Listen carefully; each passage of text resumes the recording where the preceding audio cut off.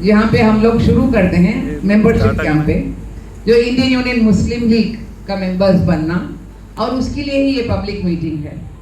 मालूम है जब मुंबई में एक प्रोग्राम करना कितना तकलीफ होता है, खासकर जब बारिश के वक्त। यहाँ से आने के पहले जब मैं बांद्रा में थी और आ रही थी तो जबरदस्त बारिश।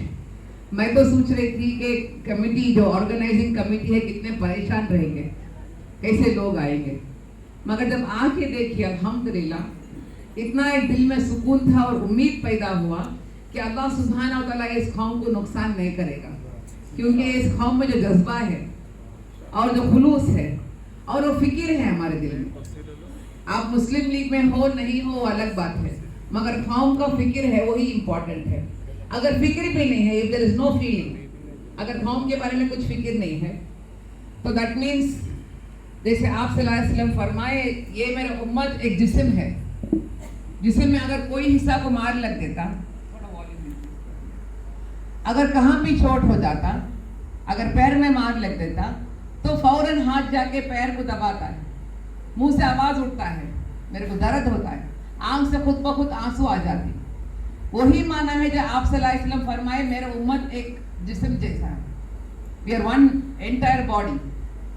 अगर पैर में मार लगता, आपको पता भी नहीं होता, कोई आवाज नहीं उठाते, आपके आंख से आंसू नहीं आता, आपके हाथ जाके पैर को नहीं दबाता, तो माना क्या है, उस जगह जो है पैरालाइज हो गया है, फालिश मार दिया है। You are a paralysed community. अगर कहाँ पे किसी को मार लगता, किसी को नुकसान हो रहा है, कोई परेशान है, किसी के ऊपर जुल्म हो रहा है, और हम आराम से यहाँ पे बैठे हैं, सुबह होते ही हमको नाश्ता है या नहीं है, दोपहर में क्या खाएंगे, अगर इस कौम का ख्याल सोच उस तरफ होता है, तो वो माना ये है कि हमारे जैसे जिस्म का एक पार्ट फालिश मार के कोई फीलिंग नहीं होता, वही हालत है। तो मैं यहाँ पे आप लोग के दरमियान कोई नई बात लेके नहीं आई, जो आज की हालत है उसके बारे में बोलने के लिए। एक बहन, एक बेटी या एक माँ का जो फिक्र है, वो आपके साथ शेयर करने के लिए आई हूँ। जैसे अभी हमारे जनरल सेक्रेटरी साहब मुस्लिम लीग के हिस्ट्री के बारे में बोले, जो 75 इयर्स का सेलिब्रेशन है आज, वो सेलिब्रेशन का नारा था responsible politics, honourable existence and responsible politics. Meaning क्या है, इंडियन यूनियन मुस्लिम लीग का सियासत जो है, दूसरे लोग जैसा जो है परेशानी करने का सियासत नहीं, हमको परेशान नहीं करता। நம்மை வைத்து பகட காய்களாக பயன்படுத்தி அரசியல் செய்யக்கூடிய இயக்கம் मुस्लिम लीग கிடையாது। हमारे पास इतने मेंबर्स हैं, ये सौदा करने के लिए मेंबरशिप नहीं दिखाते। या हमारे मुस्लिम लीग के लीडर्स आज तक जो 75 ईयर्स से इस पार्टी को जो लेके आके ये अमानत हमारे हाथ में दी है, हमको रख के कहीं भी सौदा नहीं हुआ है, या इस कौम के जज्बा में खेल के वो लोग सियासत नहीं करें, या ऐसे बड़े बड़े भाषण देके जो वहां पे जो बाउंड्री पॉइंट्स है, तारीफ सुनने के लिए, तालियां लेने के लिए आज तक सियासत वैसा नहीं करे। जो भी सियासत किए हैं रेस्पॉन्सिबल पॉलिटिक्स है, ताकि इस कौम, इस मुल्क हिंदुस्तान में ऑनरेबल एग्जिस्टेंस, इज्जत का जीना, उसके लिए ही पॉलिटिक्स हुआ। मैं देखती हूँ इस मजलिस में अल्हम्दुलिल्लाह जवान लड़के माशाल्लाह मेरे भाइयाँ आए हैं, मुबारकबाद देती हूँ और इस्तकबाल करती हूँ। जो फ्यूचर नस्ल हैं आप लोग, जो यंग लड़कियाँ आई हैं, मेरे को आके इंट्रोड्यूस किए कि आलिमा है और सोशल सर्विस में है माशाल्लाह। जो यंग एजुकेटेड हैं, ग्रेजुएट हैं, आप सोशल सर्विस में आएंगे, सोशल सर्विस तक आ जाते हैं, मगर जब सियासत करने के लिए बुलाते परेशान हो जाते हैं। सियासत क्या हलाल है हराम है, पहले तो उसके क्लैरिटी होना चाहिए, क्योंकि मुसलमान सोचते हैं कि सियासत हराम है। அரசியல் नाले வந்து சாக்கடை, தமிழ் தெரிஞ்சவங்களுக்கு தெரியும்। साकड़े का माना, साकड़े का माना उर्दू में क्या बोलते, हिंदी में क्या बोलते जी? गटर। सियासत जो है गटर है, तो उसमें क्यों जाके हम पढ़े भाई? दलदल क्या? अच्छा इंग्लिश की बात, इंग्लिश में चलेगी गटर। अच्छा साकड़े, नाता अड़कக்கூடிய விஷயம், बदबू आती है सियासत में। क्योंकि आज हमको जब सियासत सोचते हैं तो फौरन हमारे दिल पे पूरे स्कैम्स आ जाते हैं, दिमाग में पूरे स्कैम्स आ जाते हैं। वो इतने करोड़ का स्कैम, ये इतने करोड़ का स्कैम, वो उसके कुर्सी के लिए कर दिया, ये इसके पावर के लिए कर दिया, सिर्फ हमारे दिमाग में वही आता है। अच्छा, वही अगर हकीकत वो है तो मुसलमान इसे रखे कैसा, हम लोग इससे कैसा बचे? फर्स्ट क्वेश्चन ये है कि क्या इसमें जाए? पहली बात ये जाए ना जाए, ये क्वेश्चन के पहले मैं एक क्वेश्चन रखना चाहूंगी। आज दुनिया में जितने भी डिसीजन मेकिंग बॉडीज है, जो डिसीजन होता है, क्या क्या डिसीजन, क्या यहाँ पे रोड डालें या नहीं डालें, यहाँ पे आपको एक राशन का दुकान लाए या नहीं लाए, यहाँ पे वाटर टैंक होना चाहिए नहीं होना चाहिए, यहाँ पे वाटर सप्लाई होना चाहिए नहीं होना चाहिए, यहाँ पे सूएज ड्रेनेज डालेंगे नहीं डालेंगे। तो जो बेसिक सिविल फैसिलिटीज है ना, जो इंसान जीने के लिए जो कहते हैं रोटी कपड़ा मकान, वो रोटी कपड़ा मकान के साथ जो जीना है, बेसिक फैसिलिटी, ये जो है डिसीजन मेकिंग बॉडी कहाँ पे होता है? कौन डिसाइड करते हैं? यहाँ से कचरा निकालना, यहाँ से नाली जो है उसका गंदगी क्लीन करना, आपका वाटर सप्लाई सही करना, आपको परमिशन देना आप घर बनना या नहीं बनना, आपको परमिशन देना यहाँ पे रोड फोड़ना नहीं फोड़ना, कौन देते हैं? ये आपसे ही सवाल करती हूँ, कौन परमिशन देते हैं? म्युनिसिपालिटी। म्युनिसिपालिटी में कौन डिसाइड करते हैं? वहां के जो कॉर्पोरेटर्स हैं। जब मैं बोलती हूँ तो मुझे याद आता है कि इंडियन यूनियन मुस्लिम लीग के कॉर्पोरेटर्स इस शहर में रह चुके हैं। आप यहाँ पे सीनियर्स हैं जी, एक हमारे बीच में है अल्हम्दुलिल्लाह। आप ज़्यादा सियासत जानते हैं आपके लोकल बॉडीज के बारे में। मैं चेन्नई से आती हूँ, मैं वहाँ के कॉर्पोरेटर हूँ, तो मैं जानती हूँ कि जब मैं कॉर्पोरेटर जो इस जिम्मेदारी के साथ, जब म्यूनसिपैलिटी को, मेरे चेन्नई ग्रेटर चेन्नई कॉर्पोरेशन है, कैपिटल ऑफ तमिलनाडु है, जब जाती हूँ वहाँ पे, तो मेरा इलाका है एग्मोर, जहाँ पे 33,000 वोटर्स रहते हैं। जो 2 लाख का पॉपुलेशन का इलाका है, 33,000 वोटर्स हैं। ज़्यादा मुसलमान नहीं है, सिर्फ 4,000 मुसलमान हैं 33,000 वोटर्स में। तो कौन मुझे वोट करे? जो मुसलमान नहीं है। और ऐसे वक्त में वहाँ पे इलेक्शन हुआ जब कर्नाटका का हिजाब का प्रॉब्लम चल रहा था, और यहाँ पे हिजाब के साथ मैं जा रही हूँ, गली गली जा रही हूँ वोट मांगते हुए, सीडी के लिए, मुस्लिम लीग के कैंडिडेट के लिए। और वो लोग टीवी में देख रहे हैं कि हिजाब बैंड है कर्नाटका में, जो भी हिजाब डालते हैं वो लोग एक्सट्रीम ख्यालात के हैं। मगर यहाँ पे मैं जाके चर्चिस में बात कर रही हूँ, टेम्पल्स में जाके बात कर रही हूँ, तो लोग परेशान थे कि आप क्यों इसके साथ जा रहे, थोड़ा इसको निकाल डाले जा, या थोड़ा कलर डाल लो ना। या हमारे पर दबाव ये था कि आप सीडी के निशाने के साथ आप जाके इलेक्शन में खड़ेंगे, तो किसी को सीडी के बारे में मालूम नहीं है, किसी को ये निशानी याद नहीं है, किसी को मुस्लिम लीग के बारे में मालूम नहीं है, क्यों नहीं अब डीएमके मेंबर बन के डीएमके के सिंबल में खड़े। तो कई तरीके से जो कमेंट्स, प्रैक्टिकली पुरानी बात नहीं कहती हूँ, अब की बात, 1 साल पहले की बात आपके पास शेयर कर रही हूँ। वो सब सुनते हुए फिर भी दिल में पुख्ता मुसम्मम इरादा कि जो पार्टी जब शुरू करे हरा झंडा के साथ, मुस्लिम लीग के नाम के साथ, और इंडियन यूनियन का जो नाम है, सिर्फ यही एक सियासी पार्टी है जो ऑल इंडिया में इंडियन यूनियन का नाम रखा हुआ है। तो जो फाउंडर्स थे कि वो ज़माने में ये सब सोच के नहीं रहेंगे, हमारे लिए एक अलग तंजीम होना चाहिए हमारे आइडेंटिटी के साथ। तो जब मैं मुस्लिम लीग में हूँ तो मुस्लिम का आइडेंटिटी मुझे रहना चाहिए, इसमें कहीं तो कॉम्प्रोमाइज करूँ, हार या जीत दूसरी बात है, मगर मेरा इरादा, मेरी नीयत तो साफ है कि मैं कौम की खिदमत में, लोगों की खिदमत करूँगी, इंसानों की खिदमत करूँगी, मेरे मुल्क की खिदमत करूँगी। तो ये क्यों मेरे लिए एक हर्डल बनना है? मेरे हरा झंडा क्यों मेरे लिए एक रुकावट बनेगा? मेरे सीडी क्यों मेरे लिए रुकावट बनेगा? हार या जीत अल्लाह देने वाला, मगर कोशिश तो हम करना है। तो अल्हम्दुलिल्लाह मेरे सामने 11 कैंडिडेट्स थे, तो एकदम स्ट्रॉन्ग फाइट था, स्ट्रॉन्ग कैंपेनिंग था। तो 11 कैंडिडेट्स में अल्हम्दुलिल्लाह, और it's ladies constituency, all 11 ladies. तो मेरे सामने एसडीपीआई पार्टी भी खड़ा, मेरे सामने और एक मुस्लिम जमात की पार्टी भी खड़े, उनके भी कैंडिडेट थे। वो भी है ना फातिमा के नाम से एक कैंडिडेट थे, तो 11 कैंडिडेट्स में थे हम लोग 4 मुसलमान। तो लोग बोले इतने बड़े जो फैमिली बैकग्राउंड है, मेरे वालिद के बारे में बोले अल्हम्दुलिल्लाह, मेरे वालिद के वालिद कुरान के तर्जुमा पहले इंसान है जो तमिल में करे, मौलाना अब्दुल हमीद बाकवी, सुभान अल्लाह। ये जो है नस्ल है, तो सारी तारीफ अल्लाह की है कि ये नस्ल में पैदा हुई। तो लोग बोले आपके भी खिलाफ मुसलमानों में खड़ाएंगे क्या? और अल्हम्दुलिल्लाह 30 साल से पब्लिक लाइफ में हूँ, 30 साल से पॉलिटिक्स में हूँ, तो आपके भी खिलाफ खड़ाएंगे क्या? लोग जाके जब उनसे बात करें, नहीं नहीं नहीं मेरे पार्टी मुझे बोल दिया हम लोग खड़ना है। खैर अल्हम्दुलिल्लाह खड़े। जब इलेक्शन का रिजल्ट आया, अल्हम्दुलिल्लाह डीएम के खुद उनका जबान, उनका स्टेटमेंट था कि डीएम के भी आज तक उतना वोट नहीं लिए जितना सीडी लिया होगा वो वार्ड में। जितने भी कैंडिडेट्स मेरे सामने थे सब डिपॉजिट हार दिए। और जो मुसलमान पार्टियों के नाम से जो खड़े, वो लोग का वोट का नंबर क्या था?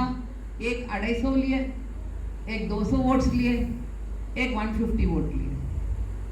ये क्यों मैं आपको सुनाती हूँ मेरे प्यारे लोग, कि जब आपका इरादा और नीयत क्लीन है, सिर्फ मुसलमानों को ही खिदमत करने के लिए नहीं, इंसान को खिदमत करने के लिए, मुल्क को खिदमत करने के लिए, चाहे आप पर्दा पुश हो, आप हिजाब में हो, आपके पास हरा झंडा हो, आपके नाम में मुस्लिम लीग हो, और किसी को मालूम में से निशानी में आप खड़े, तो भी अल्लाह आपको जीत देगा, क्योंकि आपकी नीयत पाक है। जैसे आप सल्लल्लाहु अलैहि वसल्लम ने फरमाया इन्नमल अमलु बिन्नियत। तो आज हमारी नीयत क्या है? जब सियासत के बारे में सोचते हैं तो जो गंदी नाली के बारे में सोचते हैं, गटर के बारे में सोचते हैं, और जो रिश्वत देने के बारे में सोचते हैं। अच्छा सही हकीकत में वो होता है, अग्रीड, बट आप क्यों करेंगे वो? हमेशा मैं बोलती हूँ, the world's biggest politician was Rasul sallallahu alaihi wasallam, who taught us clean politics, who taught us effective politics, and who taught us the right politics. दुनिया में कौन से एक फील्ड नहीं है, कौन से एक सब्जेक्ट भी नहीं है जिसमें अल्लाह सुब्हानहू व तआला हमको हराम कर दिया जब तक आप हराम ना करें। हर खाना हमारे लिए हलाल है जब अल्लाह का नाम लेते हैं। चंद चीजों में जो अल्लाह हमको हराम कर दिया उसे छोड़ते हुए, अगर खाना सही खाना भी है मगर अल्लाह का नाम नहीं है, हलाल तरीके से नहीं है, तो हमारे लिए हराम है। वैसे अल्लाह सुब्हानहू व तआला कुरान में हर जगह में हर सब्जेक्ट के बारे में एड्रेस करता है, और पॉलिटिक्स के बारे में तो ज्यादा एड्रेस करता है। मैं तो हमेशा ये बोलूँगी, जितने भी आप वाक़ियात पढ़ेंगे मूसा अलैहिस्सलाम के बारे में, सुलेमान अलैहिस्सलाम के बारे में, यूसुफ अलैहिस्सलाम के बारे में, ईसा अलैहिस्सलाम के बारे में, हर जगह में सियासत है, पॉलिटिक्स है, मगर हम उस नजरिया से नहीं देखते। We are not addressing the issue. जैसे फिरौन का जो आप देखेंगे वाक़िया, टोटल पॉलिटिक्स है। जो एक गलत बादशाह आके बैठ जाता है, तो अल्लाह सुब्हानहू व तआला जब गलत हुकूमत है, पूरे मुल्क परेशान है, तो उस वक्त में अल्लाह सुब्हानहू व तआला सबसे मजलूम, सबसे कमजोर, जो जबान भी सही नहीं है, जब बात करते हैं अकलते हैं, अल्लाह उनको हुक्म देता है कि जाके तुम फिरौन से बात करो। और आज हम लोग डरते हैं, देख के बात करो कोई केस ना लग जाए। किससे डरते हैं? अल्लाह से डरते हैं या लोग से डरते हैं? अल्लाह से डरते हैं या कि तुम्हारे हुकूमत से डरते हैं? अल्लाह से डरते हैं क्या तुम्हारे साथ जो आज मालिक बन के बैठा है, वो आज क्यों मालिक बन के बैठा है? हम लोग कहते हैं हमारी इतनी बड़ी तादाद है, the Indian Muslims are the second largest population in the world, मगर what is the strength of Indian Muslims in India? आज हमारा वैल्यू क्या है? मुस्लिम लीग के पॉलिटिक्स के बारे में बात करने के पहले जरा सोच के देखना है, खासकर मेरे खवातीन बहनों जो यहाँ पे हैं और यंग नस्ल जो यहाँ है, मेरे नौजवान भाइयों से मैं पूछती हूँ, आज हमारा वैल्यू क्या है? आज हमारे वैल्यू इज माइनस। किसी को हमारे बारे में परवाह नहीं है। हम बोलते हैं कि दुनिया में सबसे सेकेंड बड़ी तादाद जो है इंडिया में है, मगर ये सेकेंड लार्जेस्ट, जो second biggest Muslim population in the world, आज हमारा ताकत क्या है? आज क्या कोई हमारे वैल्यू करता है? जैसे आपसे मैं सवाल की कि म्युनिसिपैलिटी में या डाला ये सब डिसीजन लेते हैं, मेरे सिंपल सवाल है, हमारे म्युनिसिपैलिटी में, मुंबई शहर में या इस चिता कैंप में हमारा क्या है कंट्रीब्यूशन? कितने कॉर्पोरेटर्स हैं? मैं मुस्लिम लीग कॉर्पोरेटर्स नहीं पूछती हूँ, कितने कॉर्पोरेटर्स हैं? 2 हैं। कौन से पार्टी से हैं? एक MIM से, एक अच्छा। तो हमारे कौम का रिप्रेजेंटेशन कितना है कॉर्पोरेशन में? मिनिस्क्यूल। और जब वो कुछ बात करना चाहते हैं इस कौम के लिए या कुछ डिसीजन मेकिंग के लिए, वो वेट करना है उनके पार्टी लीडरशिप के लिए।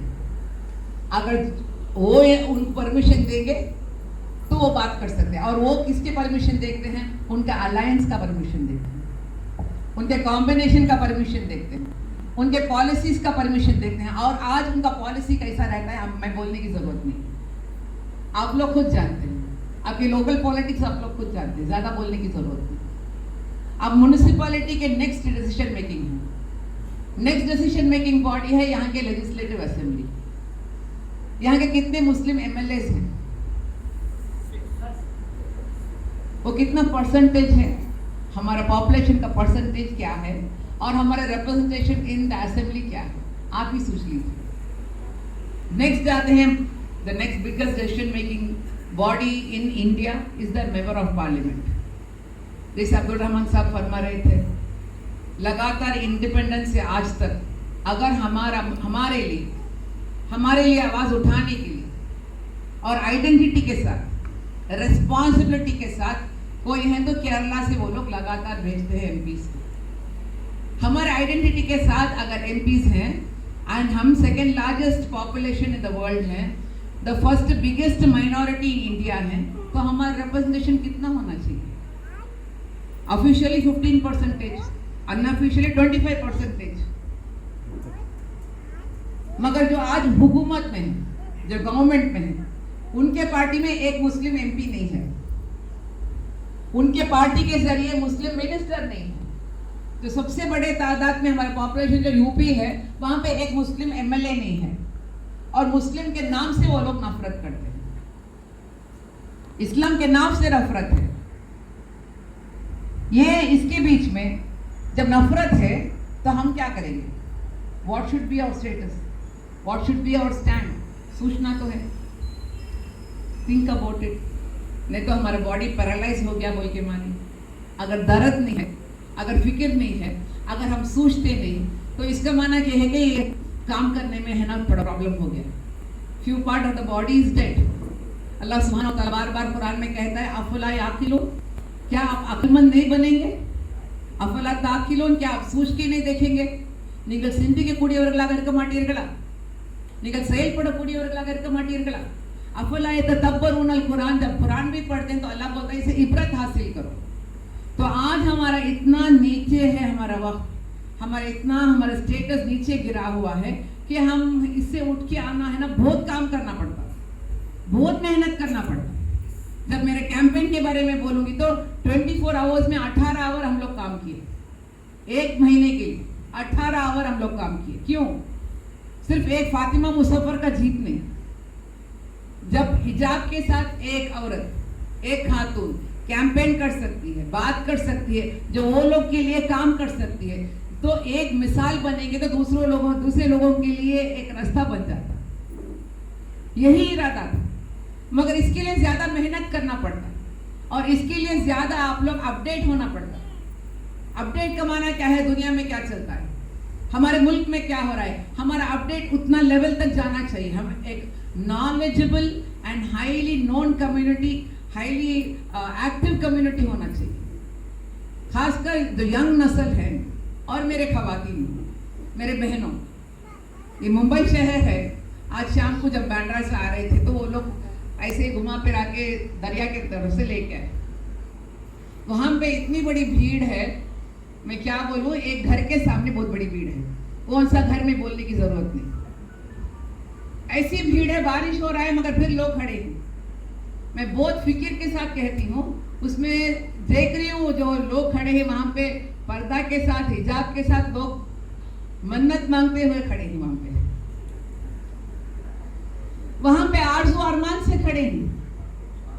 नौजवान नस्ल जो है, दिख रहा है कि वो हमारे भाई हैं, वहां पे खड़े ही देख लेंगे क्या चेहरा दिखेगा, क्या बाहर आएंगे, क्या नसीब हो जाएगा, क्या ज़ियारत का है ना नसीब होएगा। मैं उनके खिलाफ नहीं हूँ, मगर जो वहां पे लोग खड़े हैं सिर्फ मुसलमान है, सबके पास मेरा यही सवाल है, उससे आपको क्या मिलता है? जो लोग द फेमस जोक है 30 दिन रोजा रखो और ईदी जाके भाई को दो, ईद के दिन जाके भाई को दो ईदी। 30 दिन रोजा रखे, टीवी नहीं देखे, सिनेमा नहीं देखे, मगर ईद के दिन करेक्ट रिलीज होता है एक पिक्चर, तो ईदी वसूल करो और भाई को जाके दे दो। होता या नहीं होता? तो हमारा सोच कंप्लीट। पूछो उनके पास उनकी बेटी का नाम क्या है, बेटा का नाम क्या है, बेटा से क्या हुआ, और उनके पास पूछो डायलॉग, बेटे के पास जाने के पहले बाप के पास आना चाहिए, वो सब अच्छी तरीके से बोल देंगे। मगर खुद बाप का हालत क्या है, खुद बेटा का हालत क्या है मालूम नहीं। उनसे सवाल करो कि कितने मुस्लिम एमपी हैं, कितने मुस्लिम एमएलए हैं, मालूम नहीं। आपके लिए कौन आवाज उठाएगा सवाल करो, मालूम नहीं, कुछ भी मालूम नहीं। खासकर जो हमारे खवातीन बहनें, मैं एकदम परेशान हूँ हमारे हालत की। आज हमारे हालत ऐसी हालत है, आप लोग व्हाट्सएप में वीडियो देखे रहेंगे, एक छोटा मासूम बच्चा को खड़ा के एक टीचर बैठे हैं कुर्सी पे, सबको बुला बुला के मारने के लिए कहते हैं और कमेंट करते हैं कि अब चेहरे पे नहीं मारो, पीठ पे मारो। क्यों? वो बच्चा मुसलमान बच्चा। और जब सवाल किया गया, अफसोस की बात यह है कि वो बच्चे का बाप जाके कंप्लेन करने से भी डर गए। राइट? हमारे मुस्लिम लीग के वहां के लीडर जाके मिले उनको, क्यों आप कंप्लेन नहीं दर्ज कर रहे? और वो बच्चे माँ तो एकदम परेशान थी कि कंप्लेन नहीं देना, बच्चे के ऊपर यहाँ पे जुल्म हुआ है, मगर माँ रोक रही है कंप्लेन मत दो क्योंकि और जुल्म होएगा। हालात देखो क्या है, कहाँ गई हमारी हिम्मत, कहाँ गई हमारी बहादुरियत कि ये सिखाया इस्लाम हमको। वही और एक बात में तमिलनाडु के बारे में कहूँ, जब मैं आ रही थी कि हमारे एक मिनिस्टर का पोस्टर लगा हुआ है, उसके सूरज के ऊपर छप्पर लगा है। वहाँ के मिनिस्टर जो हमारे चीफ मिनिस्टर के बेटे हैं, जो उदयनिधि स्टालिन हैं, वहाँ के अभी स्पोर्ट्स मिनिस्टर हैं, यूथ अफेयर्स मिनिस्टर हैं, उनका एक कमेंट, वो कमेंट क्यों आया उसके पीछे दूसरा सियासत है। ये लोग हराना घुमा फिरा के उसका उनका इंटायर स्टेटमेंट बदला दिए, मगर क्यों आया एक मिसाल देती हूँ। हमारे तमिलनाडु के कॉरपोरेशन स्कूल्स और गवर्नमेंट स्कूल्स के बच्चों को है ना मिड डे मील्स फ्री है, यहाँ भी रहेगा शायद, मगर मिड डे मील्स के अलावा हमारे सीएम ने एक न्यू स्कीम इंट्रोड्यूस करे कि मॉर्निंग मील्स भी फ्री कर देंगे बच्चों को। तो अल्हम्दुलिल्लाह मेरे वार्ड में 6 स्कूल्स हैं, पूरे स्कूल्स में स्टार्ट कर दिए वो मॉर्निंग मील्स का भी है ना फ्री स्कीम स्टार्ट कर दिए। गरीब बच्चे जो कॉरपोरेशन स्कूल में पढ़ते, जो गवर्नमेंट स्कूल में पढ़ते, उन लोग के लिए मॉर्निंग मील्स भी फ्री है। तो इतना वो है ना फेमस, इतना पॉपुलर बना वो स्कीम, सब लोग तारीफ करें, सब लोग शुक्र अदा करें, क्योंकि बच्चे जब सुबह आते घर में कुछ भी खाने के लिए नहीं रहता, वो दोपहर खाना मिलता तब तक भूखे बैठते, तो भूखे बच्चे कैसे पढ़ेंगे, तालीम कैसे हासिल करेंगे, उसलिए सबके लिए मॉर्निंग मील फ्री किया गया। जब ये इंट्रोड्यूस करे, जब तारीफ हुआ, 3 दिन बाद एक न्यूज़पेपर में है ना हेडलाइंस आता है। क्या है headlines? Double meal in school, overflowing toilets, ये है वहां का हेडलाइंस। பள்ளிக்கூட பிள்ளைகளுக்கு 2 உணவு, निरंबी वॉल्यूम पल्लीकूड़ कक्कूस।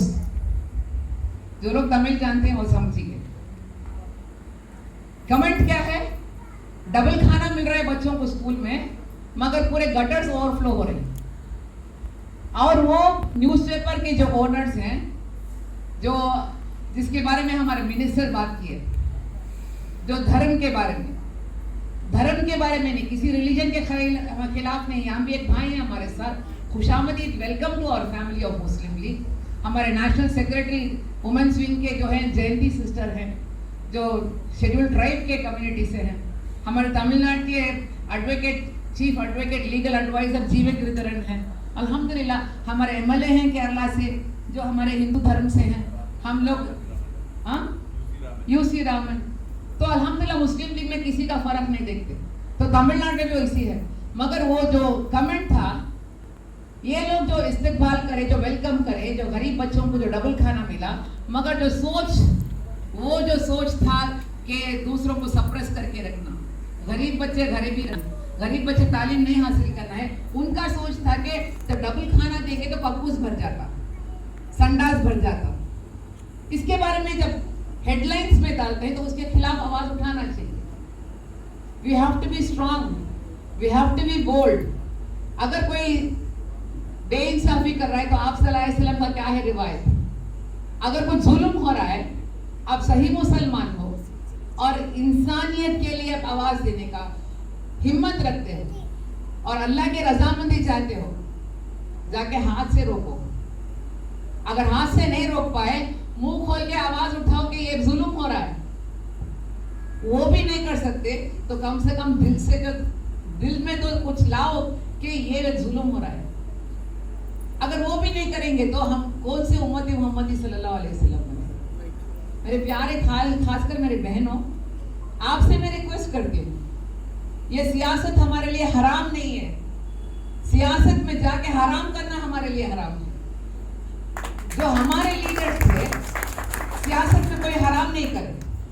यहाँ है मरहूम मुजाहिद मिल्लत गुलाम मोहम्मद बनात वाला साहब, आज भी याद है जब 2008 में आए थे, जब हमारे 60 इयर्स ऑफ सेलिब्रेशन हो रहा था मुस्लिम लीग का, जब मैं बैठ के बात कर रही थी, उनको अंकल से पुकारती थी क्योंकि मेरे वालिद के एक भाई जैसे एक नहायत दोस्त थे, एक लीडर थे। मैं तो एकदम छोटी उनके सामने बोले अंकल आप बार बार आना चाहिए, तो उनका आज भी मैं नहीं भूल सकती, अल्लाह उनको जन्नत मगफिरत करे। वो बोले देखो एक लीडर बार बार नहीं आ सकता, मैं लीडर नहीं हूं, मैं तो खादिम हूं। खादिम क्या आपके बाजू की बैठा रहता? आपके खादिम को जब आप जरूरत पड़ता बुलाते खादिम को, काम है तो खादिम को बुलाते। Very beautifully he said, I am a servant of the ummah, I am not the leader. That is the policy of गुलाम मोहम्मद बनात वाला।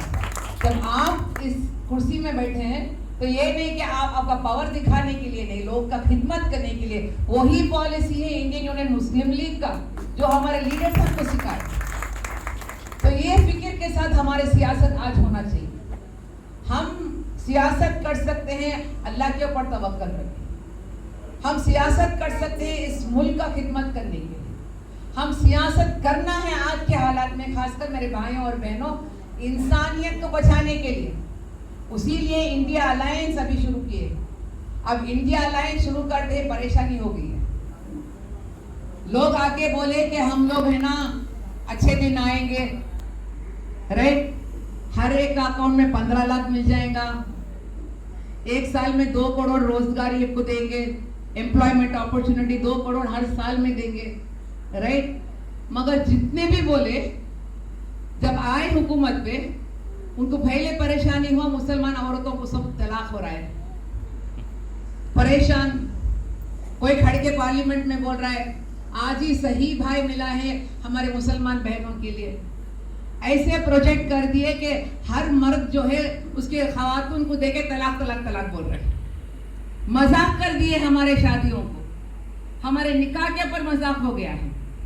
ऐसा एक गलत एक अफवाह फैला दिए, एक इमेज खड़ा कर दिए कि हर मुसलमान मर्द जो है उसकी बीवी को तलाक दे रहा है, और हर मुसलमान मर्द जो है, हमारे लीडर तो मजाक करते हैं इसके बारे में, जो नारा लगाता है हम 5 हमारे 25।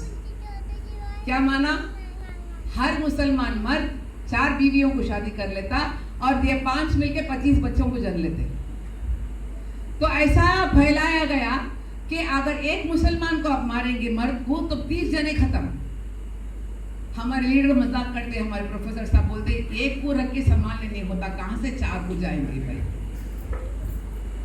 हाँ, हमारे कुरान में इजाजत है, मगर ये भी अल्लाह सुब्हानहू व तआला फरमाता है, नाजिल करता है कि आप इंसाफ करो, आप अदल से जियो। अगर अदल नहीं कर सके तो एक काफी है, और आज के हालात में जरूरत नहीं भी है, वैसे हालात था उस जमाने में, जरूरत पड़ा। और आज भी अगर उस ऐसे एक सिचुएशन है तो अल्हम्दुलिल्लाह हलाल तरीके से हम शादी करते और उसको इक्वालिटी देते, इक्वल जस्टिस देते। ये भी बीवी है, वो भी बीवी है, इसके भी बच्चों को लीगल हक है, उसके भी बच्चों को लीगल हक है। यहाँ पे सामने एक वाइफ, पीछे एक पार्टनर जैसा नहीं है। हमारे हर चीज में हमारे अदल है, अल्हम्दुलिल्लाह हमारे शरीयत में अदल है, मगर जब हुकूमत में आए रोजगारी के बारे में नहीं, किसी को फिक्र नहीं। जो गैस के प्राइसेस है, जो पेट्रोल के प्राइसेस है, फिक्र नहीं। जो जीडीपी डाउन हो रहा है इसके बारे में फिक्र नहीं, वो मुसलमान खातून के बारे में फिक्र है। फिर मुसलमान खातून के बारे में ऐसे फिक्रमंद हो गए कि ये हिजाब के बारे में, जो सर पे डालते हुए एक कपड़ा, वो उनके लिए खतरा बन गया। हमारे भाइयां जो रखे हैं दाढ़ी और टोपी, वो खतरा बन गया। जो हम खाते हैं और खाने का चीज खतरा बन गया। अगर कोई पूछता है डेवलपमेंट के बारे में, प्रोग्रेस के बारे में, तो कंप्लीटली डिस्ट्रैक्ट करके छोड़ देते।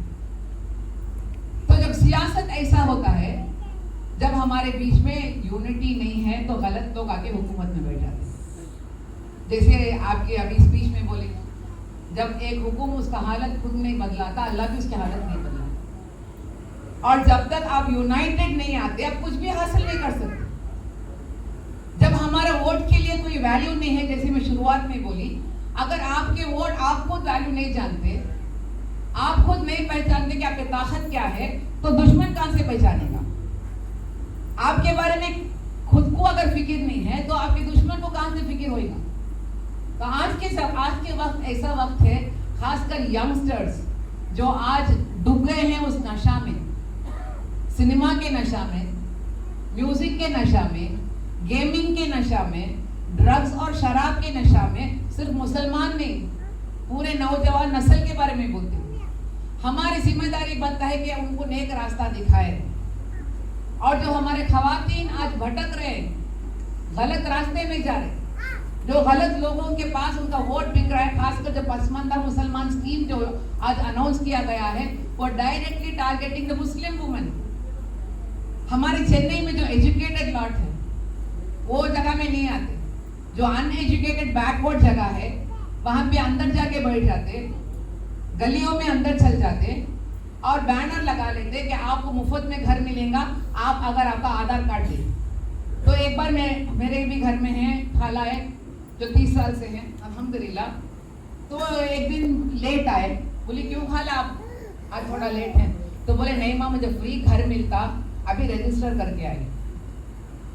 क्या रजिस्टर करके आया दिखा मुझे? नहीं, आधार कार्ड पूछे, फोटो पूछे, जाके दे दी, आधार कार्ड का भी कॉपी दे दी, मुझे फ्री घर मिल जाता।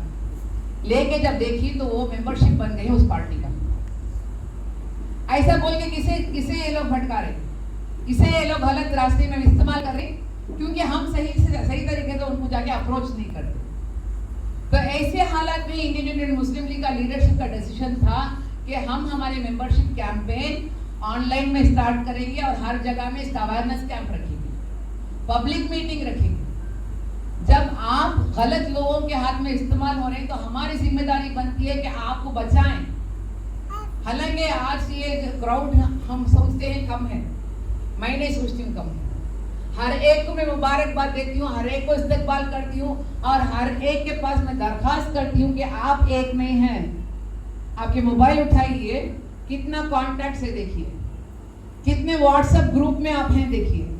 तो आपके पास मैं ये उम्मीद रखती हूँ कि आप जब यहाँ से जाएंगे, इस पैगाम लेते हुए जाएंगे, जितने भी आपके कॉन्टैक्ट्स हैं उनके पास इसके बारे में डिस्कस करें, मैसेज शेयर करें, क्योंकि awareness will create the revolution. Awareness will take us to that level where we first start dialogue, एक दूसरे से बात करें। तो हालत ऐसा है, हम लोग सब मिलना है, एक अम्ब्रेला के नीचे आना है। जब हमारे पास यूनिटी होगा तो दुश्मन भी हमारी ताकत को देख के डरता। एक ही मिसाल दूंगी, उसमें हम लोग समझ जाएंगे इंशाअल्लाह। जब आप सल्लल्लाहु अलैहि वसल्लम ईद के नमाज के बारे में बोले, आप लोग सुन के रहेंगे। जब ईद के नमाज कहाँ पे होता है? ईदगाह। और जाएंगे तो आप सल्लल्लाहु अलैहि वसल्लम का रिवायत क्या है? जब ईदगाह को आप ईद के नमाज के लिए जाएंगे तो किसको लेके जाना है सर? आपके घर के औरतों को, बच्चों को भी लेके जाओ। और आप सल्लल्लाहु अलैहि वसल्लम क्लैरिटी के साथ बोले, जिस खातून को नमाज भी नहीं है, नापाकी के वजह से नमाज नहीं है, ये इसमें आयब की बात नहीं, आप सल्लल्लाहु अलैहि वसल्लम की बात है ये। जिस खातून को हैज के जरिए से अगर या कुछ नापाकी है, नमाज भी उसके लिए माफ है, वो खातून को भी लेके जाइए। क्यों बोले? क्यों बात है, आपके घर के खवातीन और बच्चों को लेके ईदगाह को आप ईद के नमाज पढ़ने के लिए जाओ, क्यों आप सल्लल्लाहु अलैहि वसल्लम बोले? और आप डीप जाएंगे उस हदीस में तो आप सल्लल्लाहु अलैहि वसल्लम फरमाते हैं जब आप जाते हैं एक रास्ते से जाइए, जब वापस आते हैं क्यों बोले? क्या कभी हम सोचते हैं आप सल्लल्लाहु अलैहि वसल्लम के क्यों ये रिवायत था, क्यों ये फरमाए, क्यों हमको हुक्म दिए कि जिस औरतों को नमाज नहीं है उनको भी लेके जाओ, बच्चों को भी लेके जाओ, जब जाते हैं तो तकबीर बोलते हुए जाओ, अल्लाह अकबर बोलते हुए जाओ, एक रास्ते से जाओ, नमाज अदा करो, जिस खवातीन को नमाज नहीं है उनको पीछे बिठाओ। उसीलिए तो ईदगाह रंग खुले ग्राउंड में रहता है। आप लोग थोड़ा सोच के ये बात जरा सोचना है, खवातीन को भी बिठाओ, नमाज नहीं है उनको भी बिठाओ पीछे। जब वापस आते हैं तो खैरात देते हुए आओ, लोगों को सदका करो, जो मुसलमान है जो गैर मुसलमान है जो भी है सबको सदका दो, मीठा बांटो, लोगों को मुसाफा करो, सलाम बोलते हुए आओ। क्यों? ताकि लोग देख सके कि इतने मुसलमान हैं यहाँ पे, ये तादाद बहुत बड़ी तादाद है, इनमें इतने मर्दा ही, इतने औरता ही, इतने जवान बच्चे ही, इतने छोटे बच्चे ही, ये लोग सब मिल के हैं, इनमें इत्तेहाद है, इनमें यूनिटी है, इनमें ऑर्गेनाइजेशन है, इनमें डिसिप्लिन है, इनमें चैरिटी है। ये लोग सबसे मिल के रहना चाहते हैं, इनसे हमको कोई परेशानी नहीं। अगर कोई इनसे टकराएगा तो ये अकेले नहीं है, इतनी बड़ी तादाद। यही आप सल्लल्लाहु अलैहि वसल्लम का सियासत था मेरे प्यारे भाई और बहनों। अगर ये नहीं समझते और हम सोचते कि ये पर्दा, ये औरतें biryani making machine, baby making machine, क्या इसके लिए अल्लाह हमको बनाया? अगर वो हमारे हक छीनते हैं तो हम भी खुशी से बैठ जाते हैं, हमारे हक के बारे में हमको कुछ भी मालूम भी नहीं, राइट? तो ये एक ही हदीस में आपसे छोड़ती हूँ कि आप सल्लल्लाहु अलैहि वसल्लम का कितना बड़ा सियासत टेक्निक था, जो टैक्टिक्स था, और जब बात करते थे। आज हमारे पास होश है तो जोश नहीं, जोश है तो होश नहीं, एकदम रिएक्टिव कम्युनिटी। जो यंग नस्ल है, मेरे भाइयां हैं, आपके लिए बात कर रहे, बहुत बड़े स्कॉलर थे, वो लिख रहे हैं हमारे मुसलमान का हालत आज ऐसा है, अगर कोई अल्लाह के बारे में गाली देते, कोई आप सल्लल्लाहु अलैहि वसल्लम का कार्टून निकाल दिया तो फौरन जोश आ जाता, लड़ने के लिए तैयार, डेफिनेटली लड़ो, नहीं बोलती। मगर वही जोश के साथ जब अल्लाह अकबर का अजान पुकारा जाता है तो नमाज को जाना है। जब अल्लाह के लिए लड़ने के लिए आप तैयार हैं, अल्लाह के लिए जान देने के लिए तैयार हैं, तो अल्लाह जैसा पसंद करता है उसे जीने के लिए तो तैयार होना चाहिए। The Muslims of today, they are ready to fight for Islam. They are ready to even die for Islam, but they are not ready to live for Islam. Why are you not ready to live for Islam? My young brothers, आज आपका इस्तेमाल होता है, वो आपका time बर्बाद करना चाहते हैं, आपका टाइम को बेकार करना चाहते हैं ताकि आप इल्म हासिल ना करें, ताकि आप में बेदारी पैदा ना होए, ताकि आप में यूनिटी ना होए, ताकि आपको इसी एक फेक वर्ल्ड में रख दे और आपको ऐसे फेंक दे। उस फेक वर्ल्ड में जाके आज हमारा वैल्यू खत्म हो गया, हमारा स्ट्रेंथ खत्म हो गया।